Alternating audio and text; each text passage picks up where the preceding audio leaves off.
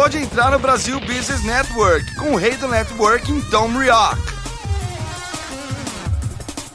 Seja bem-vindo ao BBN Brasil Business Network, o podcast de negócios no Brasil, onde conversamos com empresários e empreendedores, pessoas que eu conheço pessoalmente ou virtualmente.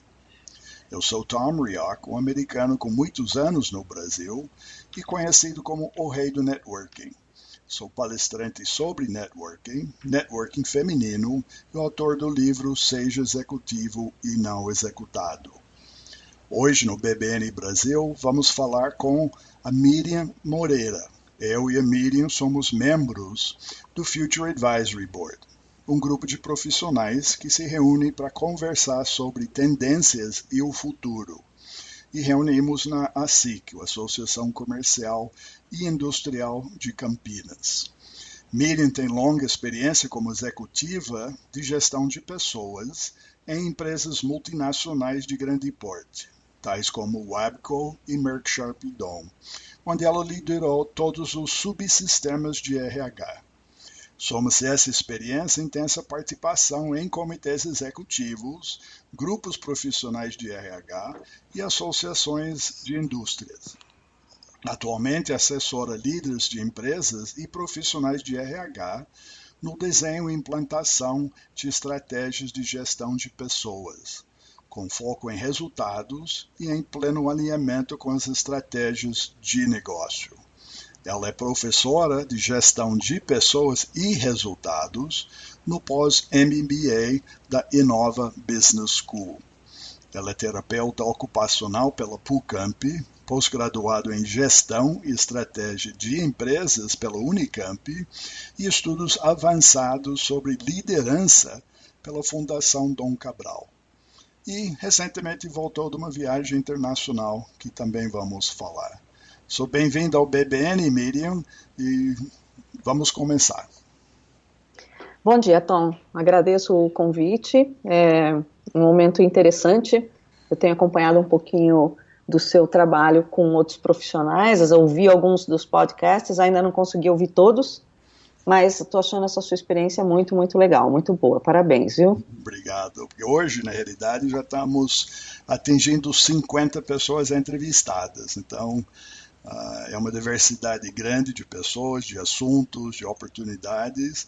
E, na realidade, quero conversar com você e para nossos ouvintes, porque uma das temas mais debatidas entre a gente nas nossas reuniões do Future Advisory Board é sobre liderança feminina.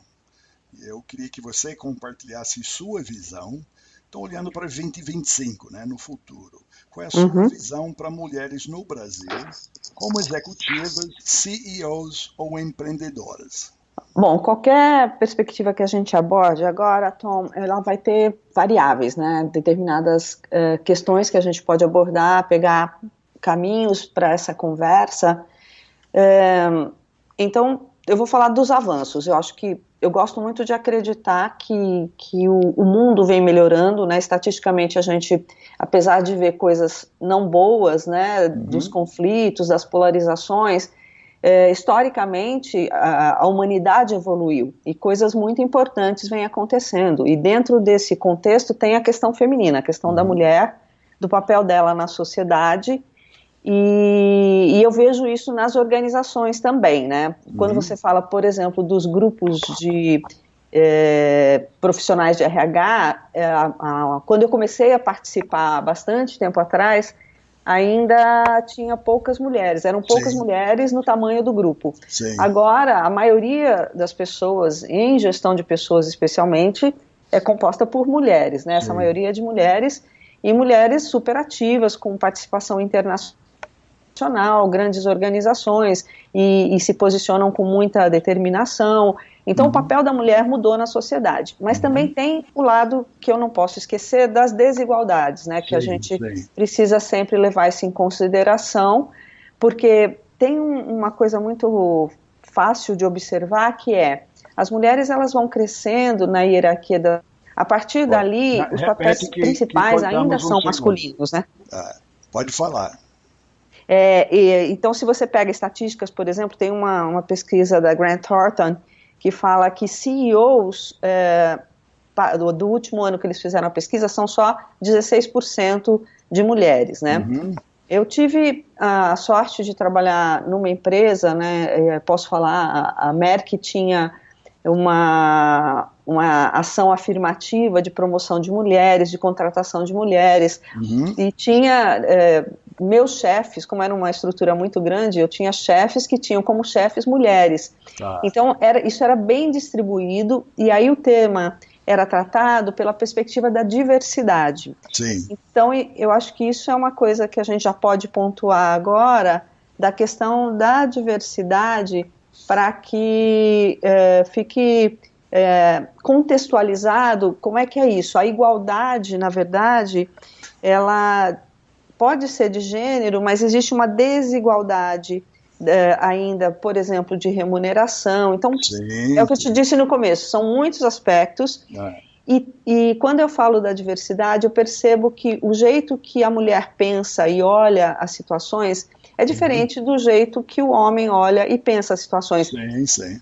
E não tem qualquer julgamento se é melhor ou pior, certo ou errado, bom ou ruim. É uma questão da diferença, por isso que eu gosto de abordar esse tema pela diversidade, né? Bom, você mencionou um ponto muito importante sobre remuneração. Uhum. E isso, na realidade, isso que estamos falando não é só o caso do Brasil, né? Recentemente teve o Copa do Mundo do futebol feminino, e tanto lá fora quanto aqui, a própria Marta, né? A gente vê hoje as esportistas estão se expressando e solicitando uma igualdade, né? Uhum. Então, isso cai para todas as profissões. Se de fato estão envolvidos, estão proporcionando resultados, seja para uma empresa, seja para um grupo esportivo, merecem um tratamento igual. Uhum. E você sabe que esse ponto da remuneração e o tratamento igual ou desigual, quando você fez a provocação sobre essa questão da mulher no mercado de trabalho, especialmente considerando visão de futuro, que você sabe que no meu trabalho a gente considera essa questão da visão de futuro, sim. Tem uma questão muito importante do universo da mulher, que são as outras atividades além do trabalho, né? Sim. Por mais que hoje a criação de filhos, por exemplo, as responsabilidades na estruturação de uma casa para que ela funcione bem, ainda pesa muito a posição feminina, os homens estão ajudando muito mais. E outra coisa que a gente conversa bastante nos nossos encontros de Future Advisory Board é sobre a questão das gerações. E as novas gerações estão tratando isso muito melhor. Então, eu posso usar exemplos concretos, por exemplo, na minha família, né? Eu tenho uma filha que é casada, está grávida agora do segundo bebê, e ela e o marido dividem muito melhor as atividades em comparação a tudo que eu já assisti até agora. Sim. Mas mesmo assim, existe uma opção, dependendo da idade que a mulher está, dela não brigar tão forte pela carreira, porque ela prefere e quer poder cuidar bem da estrutura familiar, de filhos. E isso é bom, isso não é ruim, né? Eu posso dizer assim, a minha carreira decolou muito depois que minha filha já estava bem encaminhada, né? E então também a gente tem como considerar não só a questão do gênero, mas também a questão da faixa etária, né? E mesmo assim, olhando para essa questão, vamos reunir tudo que a gente falou até agora. Além de estar melhor, eu sou bem otimista, as mulheres estão tendo mais escolhas. Você recentemente compartilhou um texto sobre mulheres que dirigem caminhões, eu vejo mulheres que dirigem ônibus, e uma coisa que me chama muito a atenção, se você começa a fazer uma pesquisa sobre pilotos, né, de aviões, tem equipes inteiras femininas de mulheres que são agora pilotos. E isso é uma quebra de paradigma muito forte, de uma evolução da aviação, né? A gente que acompanhou a aviação evoluindo, né? A frequência de voos, quantidade de voos, né? E a gente acostumado com o papel feminino como a pessoa que servia a bordo, né? Que lá no passado chamava aeromoça, né? Agora Já, claro, mudou. Tanto era definido o papel que era aeromoça e piloto. Sim. Era claro que um era mulher e o outro era homem. Agora, não, a gente tem os flight attendants, né, os atendedores de voo que podem ser homens ou mulheres, e a gente tem pilotos que podem ser homens ou mulheres. Então, está muito positivo. E existem metas estabelecidas até 2025 para a redução dessas desigualdades. Por exemplo, se você pega uma discussão no G20, existe essa discussão de como é que os países, membros do G20, vão trabalhar nessa questão da desigualdade. Mas eu acho que a gente tem que trabalhar, se as pessoas já estiverem em posições semelhantes, então um CEO homem, CEO mulher, tem que haver a desigualdade, sem dúvida alguma. Mas a gente tem que considerar... Acho que tem que chamar CEO é CEO, seja homem ou mulher. É isso mesmo. Eu, em outra conversa com outra pessoa, usamos isso. Quando você fala empreendedor ou empreendedora, né? Em português e muitos idiomas têm o masculino e feminino. Para nós em inglês não tem isso, né? Um manager, um CEO não define pelo gênero, né? Exatamente. E o futuro acho que tem que ser isso. Eu não sei se tem que mudar a língua portuguesa, os outros, mas já começa pela própria nomenclatura, né? Pela própria gramática. Né? É uma profissão. Agora, diga uma coisa, você falou dos jovens, da sua... por exemplo... Não, você falou das suas filhas agora. Agora, vamos imaginar a geração ainda mais jovem. O que vocês sugerem agora para esse grupo? Porque as mudanças levam uma geração, a gente sabe disso. Umas coisas são rápidas, outras são lentas. Para quem está entrando numa faculdade hoje, ou pensando numa profissão, não necessariamente faculdade, quer ser técnico, quer ser qualquer coisa, quer ser mãe, o que você fala para as mulheres de hoje? Quais são, dentro dessas oportunidades, como se capacitar para este futuro? Eu acho que, de certa forma, está mais simples para essas novas gerações, porque o mundo já está, é o que você falou, leva uma geração para haver uma mudança, mas já está mais acostumado com essa questão da igualdade. Então, se você pega, vamos pegar de novo algumas estatísticas, né? As mulheres, por exemplo, na medicina, se você pega jovens até 29 anos de idade, 57%, 57,4%, para ser mais preciso, dos médicos recém-formados são mulheres, né? Então é natural, eu acho que eu quero tranquilizar as pessoas, porque é natural que o ambiente seja mesclado. Não existe mais, as mulheres antes, elas tinham que fazer um esforço muito grande, não bastava ser inteligente, né? Você tinha que parecer inteligente, você tinha que gastar mais energia se preparando, por exemplo, para uma reunião de um comitê executivo, porque como o olhar é diferente, era o estranho, né? A mulher num ambiente onde a maioria das pessoas são homens, ela é o diferente. Mas num ambiente em que já existe essa igualdade em número, eu acho que naturalmente isso vai acontecer.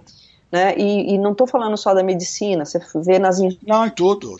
Mas aí que vai acontecer, sim, mas como acelerar? A maior parte das escolas, como que antes eram territórios né, isso já naturalmente está acelerado, né? E acho que a mulher também tem que ter esse entendimento da diferença e a aceitação da diferença e trabalhar a questão da igualdade, né?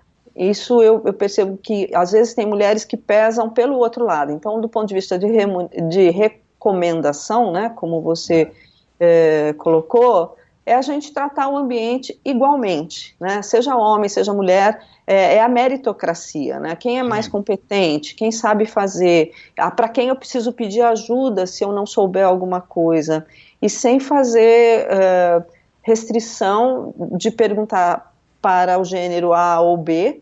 E a mesma coisa é para credos religiosos, é para origem, né, raças, para tudo, né? Agora, diga uma coisa, você é professora da Inova, né? Parte da pós-MBA. Dentro da sala de aula, e obviamente você já lidando com pessoas que têm formação, Quantos homens e quantas mulheres tem na sala de aula? Olha, eu chutaria que a estatística está 70-30. Eu não tenho esse número exato, mas é muito parecido com o que a gente vê em outras situações. Por exemplo, mulheres na política. E eu vou dar um exemplo concreto. Eu estou fazendo agora, Miriam, voltei a estudar, estou fazendo um curso para conselheiros, né? Estou fazendo a formação, a primeira turma da Inova e já estou, na verdade, eu já vou ser professora também da próxima turma, mas eu quis fazer essa para ver como era o modelo. A sala, ela é essencialmente masculina. Sim. Tá? Então, o grupo tem perto de 30 pessoas, acho que 25 a 30 pessoas, eu não sei exatamente o número, e somos só 3 mulheres. Então, continua, mas eu acho que tem a ver com a faixa etária também, que é o que eu te falei. A gente vem de uma experiência em que mulheres nos ambientes de trabalho eram um número menor. Então é natural. Isso não tem dúvida, a gente vê isso acontecendo, mas nesse ponto, para alguém chegar para ser um CEO, né, o líder absoluto de uma empresa, tem que passar por todas essas fases até que você acabou de falar. Então, se a entrada já está complexo, vamos dizer, a condição de chegar para chegar no nível de CEO continua sendo um desafio. Sim. É nesse ponto, como acelerar isso?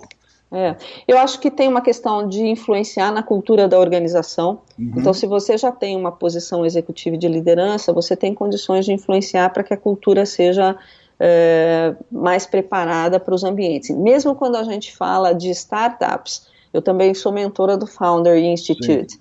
Quando eu vou para fazer as mentorias, a maior parte das iniciativas são ainda de homens. Tanto é que precisa haver um estímulo ao empreendedorismo feminino, precisa haver um estímulo, por exemplo, alguns colegas que a gente tem em comum estão trabalhando com essa coisa amadora, já que a gente está falando de transformação digital, é importante que a mulher tenha interesse também por novas tecnologias. Sim, então, olha você aqui patrocinando podcasts, olha a gente fazendo uma reunião, uma conversa dessa magnitude, dessa profundidade, e que isso em poucos minutos você já vai ter pronto e vai poder compartilhar com quem quiser ouvir essa conversa, né? Sim.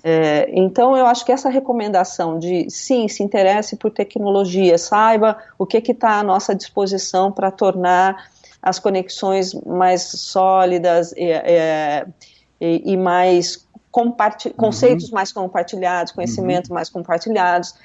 Mas um outro ponto que eu acho importante a gente destacar, Tom, e esse não é relacionado à inteligência artificial, isso é da competência humana, né, da nossa natureza, que é a habilidade de comunicação.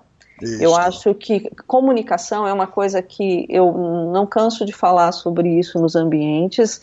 Não é só você ter uma ideia, você precisa formatar essa ideia e transmitir essa ideia bem. Sim. E a gente sabe que só existem 3 estilos de comunicação. Ou você é passivo, ou você é assertivo, ou é agressivo.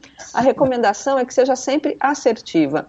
E existe uma tendência ainda também cultural das nações de uma certa passividade da mulher no estilo de comunicação, pela delicadeza, pelo cuidado, porque quando uma mulher ela se posiciona mais firmemente, normalmente ela é confundida, e você sabe que vem questões pejorativas às vezes, né? Ela está estressada, tem piadas de mau gosto em relação ao ciclo menstrual, sempre tem. Então a gente no ambiente precisa sempre ganhar essa força da assertividade na comunicação, né? Mas também tem que saber ouvir o outro lado. E de vez em quando tem que pôr pé na porta, né? E chutar balde, né? Num português bem claro, porque senão não é ouvida. Falando do exemplo do startup, e o vídeo que eu te passei sobre a mulher, uma americana, né? Que é motorista de caminhão, mas na realidade, o que ela falou? Obviamente ela dirige o caminhão dela, mas ela é uma empresária, ela criou uma empresa de transporte, ela é dono da empresa, dono do caminhão, e a vida dela é essa. E justamente o ponto que ela fala neste vídeo é essa. Eu sou dono do meu negócio, e meu negócio é dirigir caminhão e logística, entregar. Mas ele falou que para muitos isso soa como algo diferente. Né? Sim. Agora, no seu andar do mundo, você viu alguns exemplos lá fora de mulheres em posições que antigamente eram masculinos, vamos dizer assim? Olha, eu não, por sorte, assim, eu estava no momento férias, né? Então eu não fiz muito passeio profissional, mas eu fiz alguns passeios. Uhum. Então, por exemplo, eu visitei a L'Occitane, né? Uhum. Visitei a fábrica da L'Occitane. Não estou fazendo merchandising. Não, mas é um fato, a realidade, não pode... Uma coisa que eu fiquei impressionada foi com a relação que eles têm com os fornecedores dos insumos para os produtos e dos projetos que são de profissionalização de mulheres para que elas sejam fornecedoras da matéria-prima que é tão importante e eles têm muito cuidado com essa questão da matéria-prima. Então, as empresas terem essas ações afirmativas para sim empoderar mulheres, e nesse caso a gente está falando de um projeto na África, tá? E a comunidade ela ficou toda transformada por essa ação afirmativa das mulheres serem sim, empreendedoras numa região muito vulnerável e que alimenta um produto que é de marca conhecida mundialmente e reconhecida pela qualidade, e eles dizem isso com todas as letras. A gente depende desse grupo de mulheres para que o nosso negócio evolua. Né? Então, esse é o ponto que eu queria chegar. Você foi de uma viagem de lazer, de turismo, mas você viu algo que te impactou como consumidor, como pessoa. Sim. Então, o ponto é essa. Se as empresas mudem, né, começam a se alinhar com esse futuro, os consumidores, o público, percebe. Tá? Sem dúvida. Você ia atrás especificamente, mas você foi lá passeando e isso impactou você. Com certeza impacta os outros. Sim. Então, então o futuro é de impactar. Sim. E a outra coisa que estava acontecendo enquanto eu estava fora era justamente uma coisa que você já citou no começo da nossa conversa, da Copa do Mundo Feminina. Sim. Né? E como estava todo mundo assistindo, por onde eu passava, eu fiz diferentes cidades, todo mundo querendo saber o resultado do jogo, qual era o horário do próximo jogo da Copa Feminina. E eu vi algumas entrevistas, né, com profissionais. Então, voltando para a tua pergunta, tem muitas mulheres no esporte. O esporte é um negócio, é um business, né, que mexe com emoções, mexe com paixões. E eu fiquei impressionada, isso foi uma coisa impressionante, como as meninas, né, elas estão se envolvendo com a questão do futebol de maneira apaixonada. Sim, de igual para igual, né? Pensar que o fato de haver uma exposição, e aí vem outro aspecto que eu queria te falar, da ocupação na mídia de atividades femininas. A mídia também ainda... por alguns motivos que são lógicos, eu entendo a perspectiva do negócio, ainda não dá tanto espaço assim para os esportes femininos, por exemplo, né? Ou o jornalismo feminino. Então sempre tem uma diferenciação, o que é um programa para o público feminino, o que é um programa para o público masculino, mas isso também tem mudado. Você pega um programa de carros, por exemplo, já tem mulheres dirigindo, já tem mulheres dizendo a sua opinião sobre o veículo, né?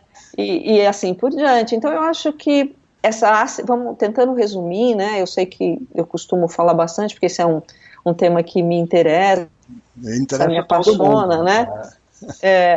Mas assim, resumindo, a gente precisa ser assertivo, sabe? Outra coisa, não existe restrição de profissão. As mulheres, e a gente escolhe a profissão numa fase muito tenra da idade, né? As mulheres agora podem escolher o que quiserem, né? Você quer ser piloto, você vai ser piloto. Você quer ser médico, vai ser médico. Você quer escolher ser mãe, porque isso é um outro ponto muito importante. Sim. Eu costumava brincar com os meus colegas que às vezes reclamavam da licença maternidade, né? Então você sabe que isso acontece. Eu não quero contratar mulher porque ela vai engravidar e aí tem que sair de licença maternidade. Eu costumava brincar com eles. Olha, eu lamento informar, mas o mundo ainda precisa de pessoas nascendo, de seres humanos. Sim. E eles ainda nascem do útero. Parece, eu vi um vídeo, acho que na Inglaterra, que agora está dando licença, paternidade e maternidade, para quem tem um cachorro.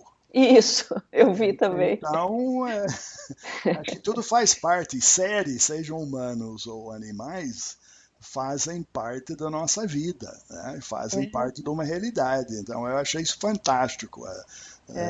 Uma empresa chegar a esse ponto. Agora, se todas as empresas chegam ao ponto de reconhecer a igualdade, que nós estamos falando da diversidade que você mencionou, aí sim o mundo vai ser fantástico. E também outra coisa, outro aspecto é a questão da saúde organizacional. Eu, como minha primeira formação é TO, né, sou terapeuta ocupacional, as organizações, você pega mesmo as grandes revistas, recentemente publicaram artigos sobre isso, o ambiente, ele está doente. Quando foca exageradamente em resultados, sem levar em consideração o tipo de ambiente, aí você não está construindo a cultura mais atrativa. Sim. Para as pessoas que estão mais preparadas. Então, isso que você ressaltou agora faz parte de construir um ambiente mais saudável, mais equilibrado, com essa diversidade de abordagens, de pensamento, de ideias, né? A gente é diferente, cada um, a neurociência também tem ajudado muito, né, Tom? Ela explica como a gente funciona. Essa é a nossa diferença, por isso nós não seremos robôs, nós sempre seremos diferentes, isso é bom. Mas então eu acho que a perspectiva é bastante positiva. Agora as dificuldades, elas sempre vão aparecer, né? Ninguém nunca falou que ia ser fácil. Não, mas se fosse fácil já estava feito.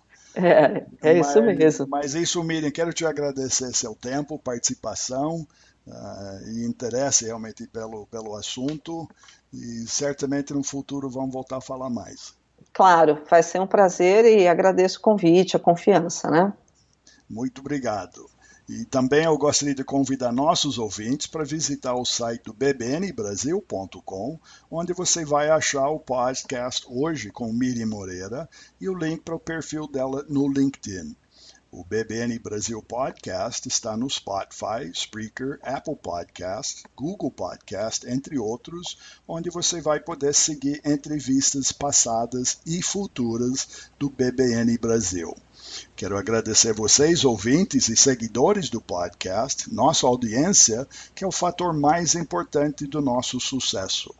E lembrar que o programa de hoje é um oferecimento da Focus ME Market Intelligence e Focus ME especialista em pesquisa de mercado no setor agrícola no Brasil.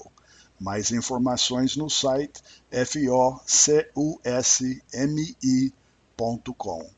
Obrigado pela audiência. Até o próximo encontro aqui no BBN Brasil Business Network. Obrigado por entrar no Brasil Business Network com o rei do networking, Tom Rioch.